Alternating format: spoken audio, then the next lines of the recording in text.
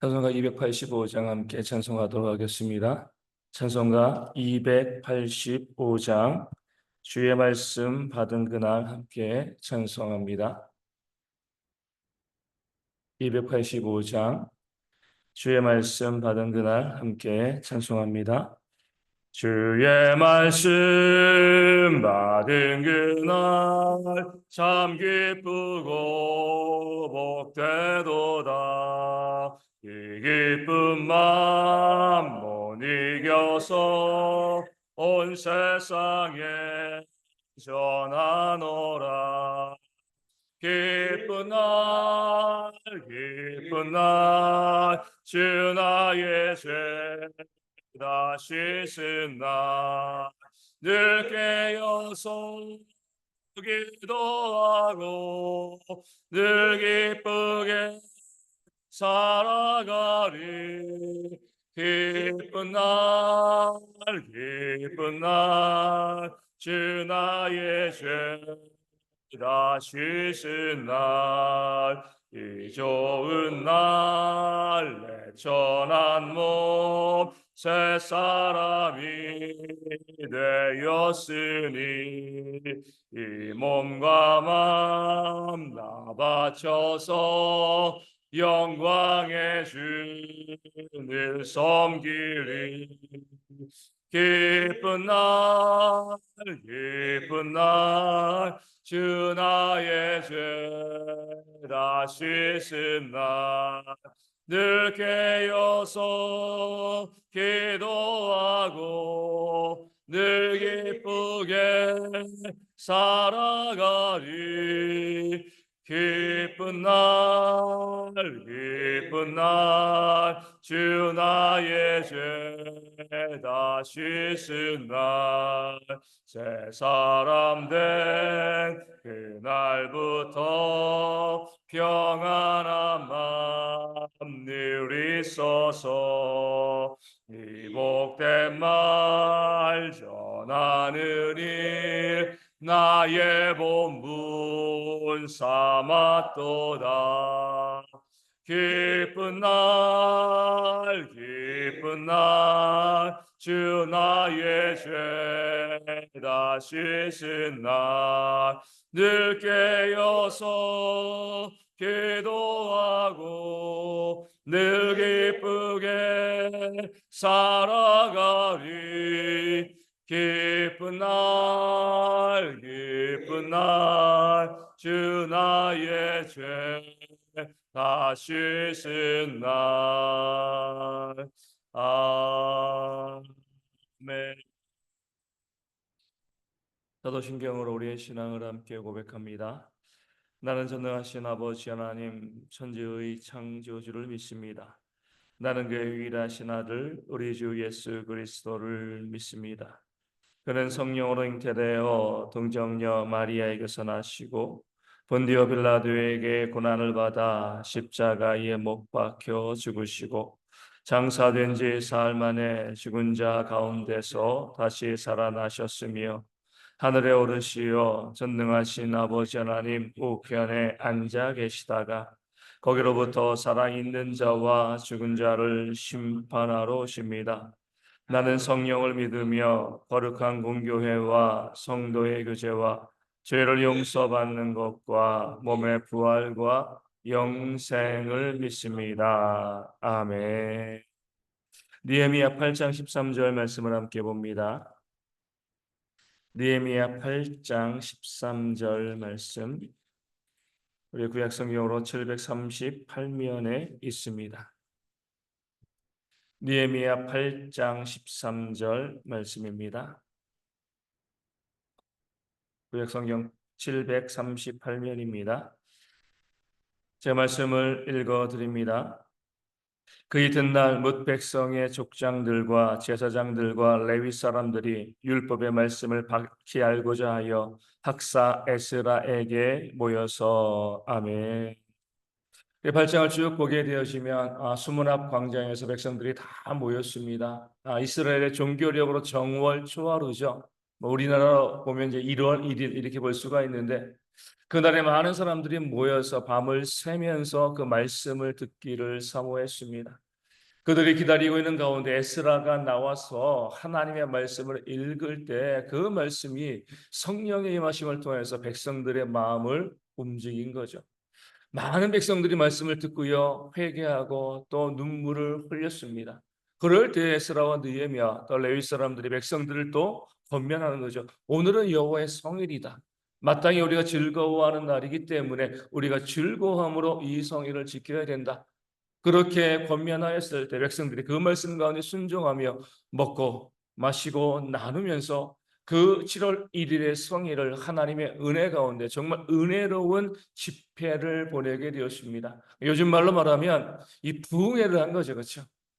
정월 초하루에 하나님의 성령의 임재가 충만히 임하는 그런 부흥회의 역사가 일어나게 되었습니다. 그리고 나가지고 이제 다 집회가 끝나고 사람들이 이 성의를 지키고 또 집으로 돌아갔습니다.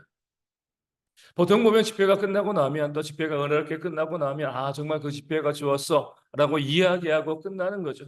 그런데 이스라엘 백성들은 그렇게 하지 않았습니다. 오늘 말씀 보면 집회가 끝난 그 이튿날 그 다음 날 백성의 족장들 또 제사장들 레위 사람들이 다 학사 에스라에게 찾아왔습니다. 많은 사람들이 에스라를 찾아온 거죠.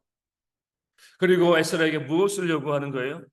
우리에게 율법의 말씀을 밝히 알려 주시옵소서. 에스라에게 말씀 공부를 청하고 있는 그런 유대의 일꾼들의 모습을 오늘 말씀이 우리 가운데 보여주고 있습니다. 왜냐하면 이 사람들이 말씀의 힘과 말씀의 능력이 얼마나 큰 것인지 그 수문학 광장의 집회를 통해서 경험했기 때문에 그렇습니다.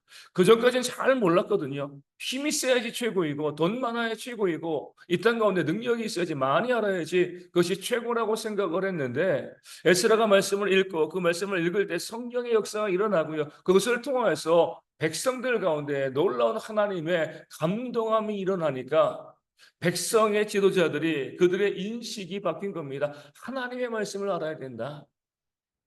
사람을 변화시키고 세상을 변화시키는 것은 어떤 사람의 힘과 능력이 아니라 오직 하나님의 말씀이다. 이 사실을 경험하게 되어지니까 그들이 말씀을 알고 싶어하는 그런 마음이 더 많이 생겨서 학사 에스라에게 찾아와서 우리에게 그 말씀을 이제 알려달라고 우리가 말씀을 배우고 싶습니다. 이렇게 요청하고 있는 모습이 오늘 본문 가운데 나와 있습니다. 이것이 바로 정말 참된 진실된 기독교 공동체의 모습이 되어지는 거죠. 말씀의 힘을 알고요. 말씀의 능력을 아는 거예요. 내가 가지고 있는 돈과 뭐 지식들 또 내가 어떤 지위들 이것이 얼마나 힘이 있는가 이것을 자랑하는 것이 아니라 오직 하나님의 말씀이 얼마나 능력이 있는가 사람을 변화시킬 수 있는 유일한 도구는 오직 하나님의 말씀이다. 우리의 골수까지 찔러 쪼개기까지 하는 그 말씀의 힘과 능력을 알고요. 그 말씀으로 공동체를 세워가고자 하는 것이 참된 교회의 모습이 되어지는 겁니다. 우리 예수님도 마찬가지입니다. 이 땅 가운데 우리의 죄를 대속하기 위해서 오셨는데 그러면서 공생의 기간 동안에 우리 주님께서 집중적으로 두 가지에서에게 힘을 쓰신 거죠. 한 가지는 뭐예요? 복음을 증거하는 것.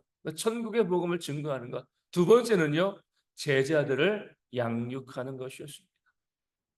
복음을 증거하시고요. 많은 사람들 앞에 하늘의 말씀을 증거하시고 그리고 따로 제자들을 저녁에 불러 모아서 그 말씀을 해석해 주시고 그 말씀을 가르치고 훈련하는 그런 모습이 예수님의 공생애서에게 전부였습니다.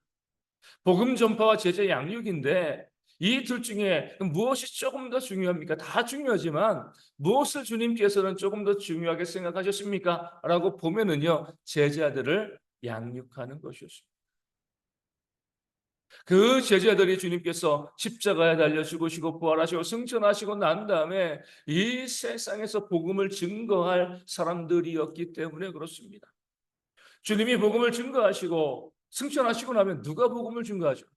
제자들밖에 없습니다. 그렇기 때문에 복음 증거보다 조금 더 귀하게 여기시고요. 힘쓴 사역이 바로 제자를 양육해 나가신 거죠. 끝까지 우리 예수님의 제자들과 함께 하시면서 그들을 양육하시는데 심려를 기울이셨습니다. 그러기에 지금 이 시대까지 주의 복음이 우리 가운데 증거되어진 거죠. 오늘날의 교회도 마찬가지입니다. 하나님의 말씀의 능력을 알고요, 그 말씀을 전하고 가르치는 사람들을 교회가 계속해서 세워가는 모습, 말씀 중심의 사역의 교회 가운데 있어야 합니다. 오늘 말씀을 통해서 보면 에스라에게 나온 사람들 중에 제사장들이 있습니다. 이 제사장들은요, 오늘날의 시대로 말하면 목회자들이잖아요, 그렇죠? 그 당시에 있는 목회자들도 하나님의 말씀을 잘 알지 못했다는 겁니다. 지금 이 시대도 마찬가지입니다. 목회자라고 해가지고요, 하나님의 말씀을 다 잘 알고 있는 것은 아니죠. 목회자도요, 하나님의 말씀을 신학교 때 배우고요, 더 이상 거기서 진보하지 못하고요, 머물러 있는 경우들이 참 많이 있습니다. 그렇게 되어지면 그것이 교회에 유익할 수가 없습니다. 목회자가 하나님의 말씀을 가지고 성도들을 온전히 가르치고 교회를 세우기 위해서는요, 제사장들이 에스라에게 나온 것처럼 목회자들이 끊임없이 공부하고 또 공부해야지 그것을 통해서 하나님의 말씀이 듣는 성도들과 교회 가운데 은혜로 다가오게 되어지는 겁니다. 그런 면에서 목회자들이, 교역자들이 계속해서 또 공부하고 배우는 그런 교회가 하나님의 능력이 임하는 교회가 되어지고요, 또 교회는 당연히 그것을 목회자들에게 요구할 수 있어야 합니다. 두 번째로 에스라에게 나온 사람들은 족장들과 그리고 레위 사람들, 그 직분자들이라고 볼 수가 있습니다. 직분자들도 이건 목사이 말씀을 가르치고 말씀을 깨닫게 하는 것은 목회자만 하면 돼, 이렇게 하는 것이 아니라 직분자들도 그 말씀을 배우고자 내가 내 삶으로 말씀을 보여주고 내 성도들에게, 이 교회 성도들에게 하나님의 말씀의 뜻을 알려주기 위해서 내가 말씀을 배우고자 하는 그런 열심과 열정으로 주 앞에 나오는, 배우는 그런 모습들이 있어야 할 줄로 믿습니다. 우리가 보면 미국이나 유럽의 오래된 교회들 가보면은요, 그 교회들에서는 목회자들만큼이나 그 교회 직분자들이요, 말씀을 배우고 또 연구하고 하면서 그들이 성도들을 가르치고요, 훈련시키는 그런 모습들이 많이 보여집니다. 한국 교회는요, 말씀을 가르치고 배우는 것은 목회자만 하면 되는 것이 뭐, 그렇게 생각을 하고 그 교회의 직분자들이 말씀을 배우고자 하는 그런 마음과 열심이 많이 떨어져 있습니다. 그러면 교회가요, 잘못된 길로 걸어가게 됩니다. 교회가 비진리 가운데 걸어갈 수가 있게 되어지는 거죠. 제가 이전에는 교회들에서 목회할 때도 보면 이 성경 공부 모임 가운데, 말씀을 배우는 모임 가운데 교회 처음 나오신 분들, 또 젊은 분들은 많이 모이시는데 교회 장로님들은 거의 모이시지 않는 거예요. 이미 다 알고 있다라고 생각하기 때문에 그렇습니다. 모든 내용을 다 알고 있는데 우리가 또 뭘 배워야 돼?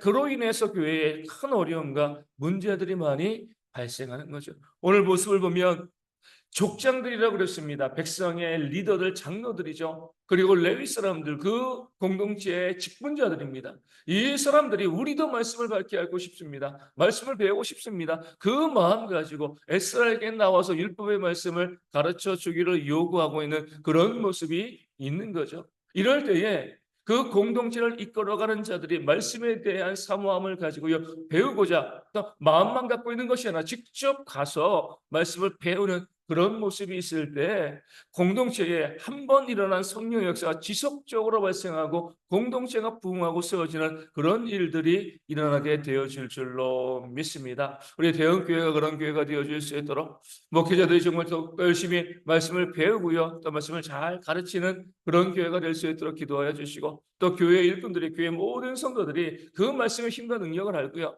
말씀을 배우고자 하면서 말씀을 배우는 모임 가운데 내 시간을 드리고 그 말씀을 배워서 말씀의 능력을 통해서 내 삶에도 하나님의 역사를 경험하는 그런 교회가 되어질 수 있도록, 그런 모습으로 교회가 부흥할 수 있도록 이 아침에 함께 기도하도록 하겠습니다.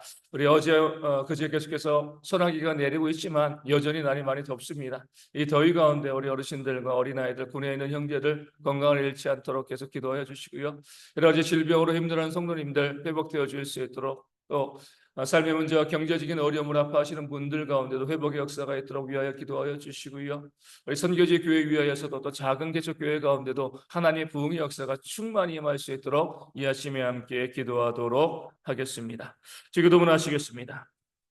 하늘에 계신 우리 아버지, 아버지의 이름을 거룩하게 하시며 아버지의 나라가 오게 하시며 아버지의 뜻이 하늘에서와 같이 땅에서도 이루어지게 하소서.